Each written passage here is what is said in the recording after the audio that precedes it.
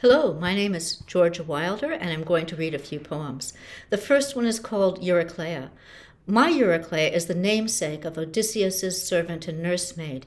In writing this, I was thinking about the invisibility of labor and the ways that invisible workers are often secret knowledge keepers. Eurycleia has no English, points to racks of colored polish for the feet she washes, sweeps the clippings, nails, and skin. Men as well come here for treatments, they of midlife girth and torpor, former heroes, roaming questless but for wordless happy endings. Eurycleia, mapping bodies, owns their stories, has a language. She can read your every secret scar. My next poem is called Empty Urn. When I wrote this poem, it was about European history and the transgenerational trauma of war. Today, it is less about history and more about the present. You were the sky gazer, brooder of storm clouds, mind nesting on overformed threats, zeppelins, cluster bombs, wingless grenades. We were thawing from so many Cold War lies. I thought you had joined me in peace.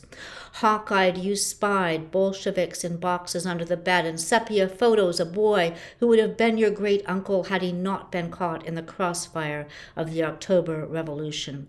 Years before Stalin scorched your grandmother's Baltic farm, Soviet soldiers torturing chickens, children, old folk dancing servants, raping women who dared to speak your mother's mother tongue. You always knew, you said, someone would push the button, blowing us to Hiroshima, freeze-frame shadows, funereal ashes, perfect figures on Keats's Grecian urn. You, riven, embodied, ink-veined letters, DP camp mementos, old monochrome film rolls developed as family tree pogroms and purges. You gnawed long nights on soup bones of the deceased, waking to alarm clock legends with scrambled mornings, shell-shocked eggs. Your mother, a child, hid in the henhouse, Red Army driving nails into the eyes of farm boys. She found a headless Russian soldier in her garden. Your grandmother stewing traumas into all the generations of her borscht. You curled, fearful in fallout shelters, digging deeper as your penumbra family chased you in cracking sunlight into shadow factions. Your brother, then your sisters out to get you, our children hatched into spies and thieves as Uncle Joe beat you with his Khrushchev shoe. This war would only end when you dropped the bomb. I am dead to you, and you to me, yet no ashes fill an urn. Somewhere you are, feeding the cats, brushing your teeth. Now I am free and far away. I dance with my true love to our sonnet music's perfect sounds.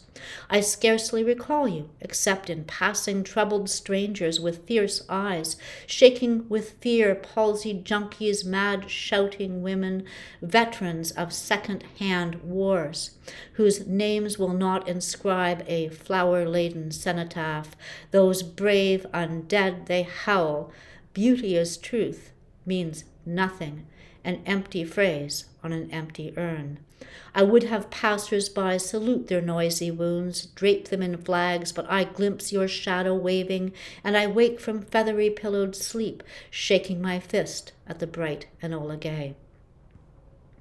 This is my final poem, and it is one of optimism. Mending Descartes. I am, thinking I am. You are impoverished soul, divider of self, denier of body, of matter, of materiality, of dog pain and cat souls. I am hands typing. I am a hand that joins. I am finding my own mind, body, animal. I am thinking, hands typing, body finding, connecting, breathing. I did not intend to be a seamstress, to say it is women's work to stitch old men back together, or to heal the cults of long division, the graphing of selves on Cartesian planes. I am only moving my material mouth, tongue against teeth, against those who deny I am as real as dog dreams. Twitching paws, you see my tracks typed here. I am body-embedded thought, neurotransmitters, muscle memory, animal pleasures, hands joining, warming other hands, unsplit I am. Thank you so much. And again, happy Labor Day, May the 1st. Bye-bye.